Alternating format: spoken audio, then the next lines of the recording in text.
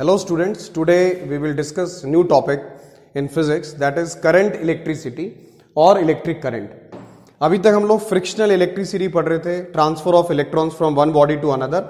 अब हम flow of electrons पढ़ेंगे।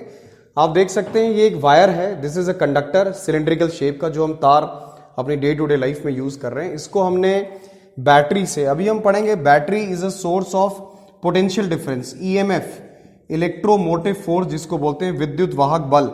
ये पोटेंशियल डिफरेंस इसको प्रोवाइड कर रहा है। वायर सिलेंड्रिकल शेप का है, की स्विच का काम करता है। सारी टर्म्स हमने की को प्रेस किया तो जनरली हम लोग जो कन्वेंशनल करंट है, ये आई जो है कन्वेंशनल करंट है, इसके ऑपोजिट इलेक्ट्रॉन्स फ्लो करते हैं। इलेक्ट्रॉन्स फ्लो करते हैं नेगेटिव टू पॉजिटिव। ये देखिए जो बैटरी का नेगेटिव एंड है वो रिच इन इलेक्ट्रॉन्स है, इलेक्ट्रॉन्स मूव करते हैं नेगेटिव टू पॉजिटिव। और वायर है, वायर एटम्स का, मॉलिक्यूल्स का बना होता है। तो जिस वेलोसिटी से ये इलेक्ट्रॉन मूव करते हैं, आप इनको हायर क्लासेस में भी पढ़ेंगे, ड्रिफ्ट वेलोसिटी, हिंदी में इनको अनुगमन वेग कहते हैं। ये वायर है, वायर को हमने बैटरी से ज्वाइन किया, की को प्रेस किया, इलेक्ट्रॉन्स मूव कर रहे हैं। जिस वेलोसिटी से इलेक्ट्रॉन मूव कर रहे हैं वो ड्रिफ्ट वेलोसिटी है, the velocity with which the electrons move from negative to positive end of the conductor under the influence of an external electric field. ये बैटरी इसको इलेक्ट्रिक फील्ड दे रही है और इस वायर की लंबाई हमने L मान ली। तो सबसे पहले हमको समझना है कि इलेक्ट्रिक करंट या स्ट्रेंथ ऑफ इलेक्ट्रिक करंट क्या है। इलेक्ट्रिक करंट को हम डिफाइन करते हैं charge flowing per unit time. Charge हम लोग पहले भी पढ़ चुके हैं, क्वांटाइजेशन ऑफ चार्ज में Q is equal to NE होता है। यहां भी जो इलेक्ट्रॉन्स मूव कर रहे हैं वो इंटीग्रल मल्टीपल है smallest unit of charge on electron के, तो Q upon T, charge flowing per unit time is electric current. Electric current एक स्केलर क्वांटिटी है, ये एक अदिश राशि है। हालांकि इलेक्ट्रिक करंट की डायरेक्शन प्लस से माइनस होती है, इन स्पाइट ऑफ दैट हम इलेक्ट्रिक करंट को एल्जेब्रिकली हम लोग ऐड कर सकते हैं, सब्ट्रैक्ट कर सकते हैं। तो इसलिए इलेक्ट्रिक करंट एक स्केलर क्वांटिटी है। कन्वेंशनल करंट की दिशा, कन्वेंशनल करंट की दिशा इलेक्ट्रॉन्स के ऑपोजिट होती है। इलेक्ट्रॉन्स नेगेटिव से पॉजिटिव, इलेक्ट्रिक करंट प्लस से माइनस। इलेक्ट्रिक करंट की यूनिट 1 एम्पियर, आप 1 एम्पियर को 1 कूलम पर सेकेंड लिख सकते हैं। इसका डायमेंशनल फॉर्मूला आप लोग पढ़ते हैं, एम्पियर ए इसकी यूनिट है। हम एग्जाम्पल देते हैं, एटम में आपको पता है इलेक्ट्रॉन्स न्यूक्लियस के चारों तरफ रिवॉल्व करते हैं, तो एटम भी इलेक्ट्रिक करंट शो करता है। देखिए इलेक्ट्रॉन्स मूव कर रहे हैं, क्लॉकवाइज भी मूव कर सकते हैं, एंटी क्लॉकवाइज भी। अगर इलेक्ट्रॉन्स क्लॉकवाइज मूव कर रहे हैं तो करंट एंटी क्लॉकवाइज मूव करेगा। तो किसी एटम के साथ एसोसिएटेड जो करंट होगा वो भी चार्ज अपॉन टाइम है। और माना इलेक्ट्रॉन्स किसी वेलोसिटी से मूव कर रहे हैं तो velocity of electrons distance covered by the electron पर यूनिट टाइम, सर्कुलर पाथ में डिस्टेंस 2πr। और एक पूरा रेवोल्यूशन पूरा करने में, इलेक्ट्रॉन को पूरा एक चक्कर पूरा करने में टाइम पीरियड होगा, तो 2πr अपॉन टी। अगर हम इसको फ्रीक्वेंसी के टर्म्स में लिखें तो 1 अपॉन टाइम पीरियड फ्रीक्वेंसी होता है। Number of revolutions made by the electron पर यूनिट टाइम, ये फ्रीक्वेंसी ऑफ इलेक्ट्रॉन है।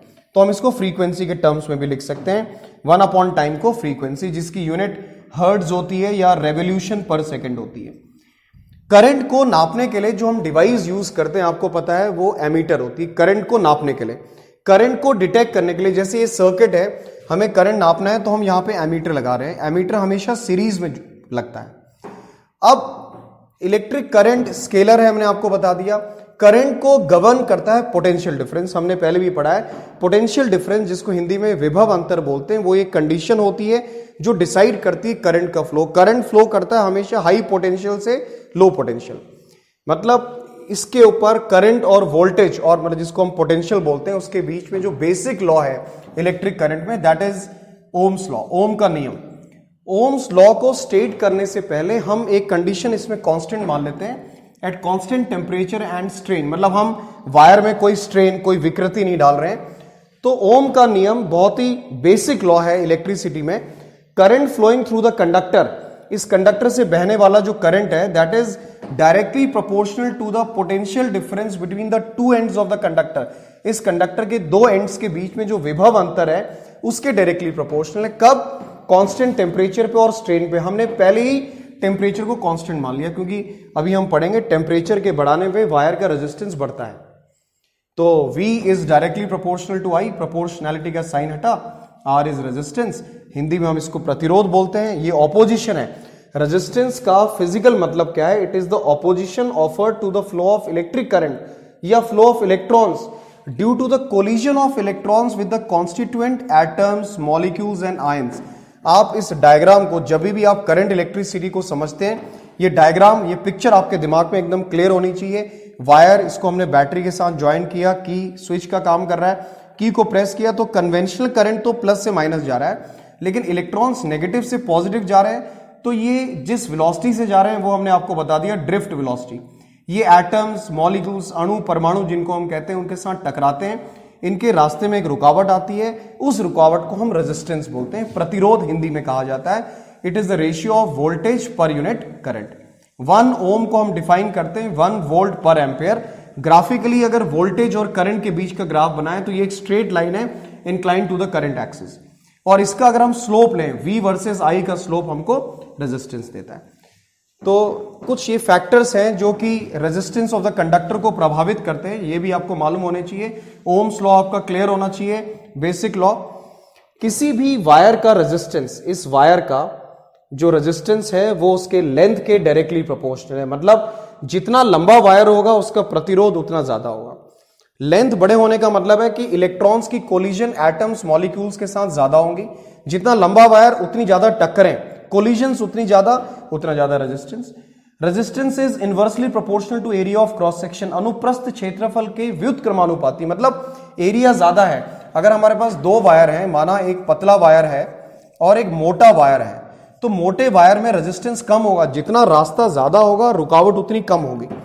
तो एरिया ऑफ क्रॉस सेक्शन के इनवर्सली रिलेटेड हम इन दोनों फैक्टर्स को कंबाइन करते हैं, प्रोपोर्शनलिटी का साइन हटता है, तो ये रो, दिस इज रो, इसको हम ग्रीक वर्ड है RHO, रो, रेजिस्टिविटी या स्पेसिफिक रेजिस्टेंस बोलते हैं। हिंदी में इसको विशिष्ट प्रतिरोध कहा जाता है। ये कांस्टेंट है, it depends on the nature of the conductor, ये चालक के नेचर पे डिपेंड करता है। मेटल्स की रेजिस्टिविटी कम होती है धातुओं की, नॉन मेटल्स की रेजिस्टिविटी ज्यादा होती है। एलॉयज को भी हम लोग चूज करते हैं जिनकी रेजिस्टिविटी हाई होती है। आप देख सकते हैं resistivity rho is equal to RA upon L। Resistance की यूनिट ओम, एरिया की मीटर स्क्वायर और लेंथ की मीटर, तो रेजिस्टिविटी की यूनिट होती है ओम मीटर। ये नेचर पे डिपेंड करता है। अगर हम किसी वायर को खींच रहे हैं, तोड़ रहे हैं, मरोड़ रहे हैं, एक तो उसका वॉल्यूम कांस्टेंट रहेगा, दूसरा उसकी रेजिस्टिविटी। रेजिस्टिविटी किसी भी मेटल, नॉन मेटल के नेचर को बताती है। इन जनरल मेटल्स की रेजिस्टिविटी कम, क्योंकि मेटल्स इलेक्ट्रिसिटी को अलाउ करते हैं, कंडक्टर होते हैं। नॉन मेटल्स की रेजिस्टिविटी हाई होती है, क्योंकि नॉन मेटल्स जो अधातु होते हैं वो इलेक्ट्रॉन्स को या इलेक्ट्रिसिटी को अपने में से पास नहीं होने देते। तो करंट इलेक्ट्रिसिटी समझने के लिए आपका ये डायग्राम, ये पिक्चर आपके दिमाग में क्लियर होनी चाहिए। एक सिलेंड्रिकल वायर है, उसको हमने सोर्स ऑफ पोटेंशियल डिफरेंस, जिसको हम EMF भी कहते हैं, इलेक्ट्रोमोटिव फोर्स, नाम फोर्स है लेकिन ये मैक्सिमम पोटेंशियल डिफरेंस है इस कंडक्टर के 2 एंड्स के बीच में। हमने की को प्रेस किया, हमने एक पोटेंशियल डिफरेंस क्रिएट किया, इलेक्ट्रॉन्स मूव कर रहे हैं हाई पोटेंशियल से लो पोटेंशियल, और वायर में आपको पता है एटम्स, मॉलिक्यूल्स हैं, उनके साथ इनकी कोलिजन हो रही, तो रेजिस्टेंस। और जो करंट है, strength of electric current, charge flowing per unit time. Current की डायरेक्शन प्लस से माइनस, इलेक्ट्रॉन्स की माइनस से प्लस। करंट स्केलर क्वांटिटी है, इसका फॉर्मूला। एटम सबसे अच्छा एग्जांपल है कि इलेक्ट्रॉन्स के फ्लो के कारण एटम भी करंट शो करता है। So that is about current electricity. हम लोग डिवाइसेस पढ़ेंगे। रेजिस्टेंस को इस सिंबल से रिप्रेजेंट किया जाता है। करंट इलेक्ट्रिसिटी में आपके सिंबल्स क्लियर होने चाहिए। ये बैटरी है, दिस इज की। हमेशा एमीटर को हम लोग सीरीज में जोड़ते हैं, एमीटर करंट को नापता है। गैल्वेनोमीटर को भी हम लोग सीरीज में जोड़ते हैं। गैल्वेनोमीटर एक इंस्ट्रूमेंट है जो कि करंट को डिटेक्ट करता है कि सर्किट में करंट है या नहीं। और ये 2 एंड्स हैं, आप देखिए P और Q, इनके बीच का पोटेंशियल डिफरेंस नापना है तो हम लोग वोल्ट मीटर को पैरेलल में जोड़ते हैं। ये कुछ बेसिक चीजें आज हमारे फर्स्ट लेक्चर मैंने आपको क्लियर की है। एमीटर सर्किट में हमेशा सीरीज में, एमीटर करंट को नापता है, गैल्वेनोमीटर डिटेक्ट करता है। फिर हम आगे पढ़ते हैं कैसे हम जो है गैल्वेनोमीटर को चेंज करते हैं वोल्ट मीटर और एमीटर में। और 2 पॉइंट्स के बीच में जितना ज्यादा पोटेंशियल डिफरेंस होगा उतना ज्यादा करंट। ये ओम्स लॉ है। ओम्स लॉ को प्रूफ करते समय हम पहले ही टेम्परेचर और मैकेनिकल स्ट्रेन को कांस्टेंट मान लेते हैं। आगे हम पढ़ेंगे कि रेजिस्टेंस जो है वो टेम्परेचर के डायरेक्टली प्रोपोर्शनल होता है, इसलिए ओम्स लॉ में हमने टेम्परेचर को कांस्टेंट ले लिया। हम किसी वायर का टेम्परेचर बढ़ाएंगे तो इलेक्ट्रॉन्स की काइनेटिक एनर्जी बढ़ेगी। काइनेटिक एनर्जी बढ़ेगी तो इलेक्ट्रॉन्स आपस में टकराएंगे। More the collision more will be the resistance. So temperature बढ़ाने पे इलेक्ट्रॉन्स का मोशन ज्यादा होता है, ये इलेक्ट्रॉन्स एटम्स मॉलिक्यूल्स के साथ आयंस के साथ टकराते हैं तो रेजिस्टेंस बढ़ता है। इन सारे फैक्टर्स पे हम लोग अगले टॉपिक में डिस्कस करेंगे। आपका Ohm's law, factors affecting resistance of the conductor हमने पढ़ लिया, लेंथ के डायरेक्टली प्रोपोर्शनल है, एरिया ऑफ क्रॉस सेक्शन के इनवर्सली प्रोपोर्शनल है, R is equal to rho L by A, इस पे आपको न्यूमेरिकल्स मिलेंगे। रेजिस्टिविटी, इसका डायमेंशनल फॉर्मूला, इसकी यूनिट ओम मीटर होती है, और रेजिस्टिविटी किसी भी धातु अधातु किसी भी सब्सटेंस के नेचर पे डिपेंड करती है। So it was the lecture for the day. Hope you will ask your doubts. Thank you, students.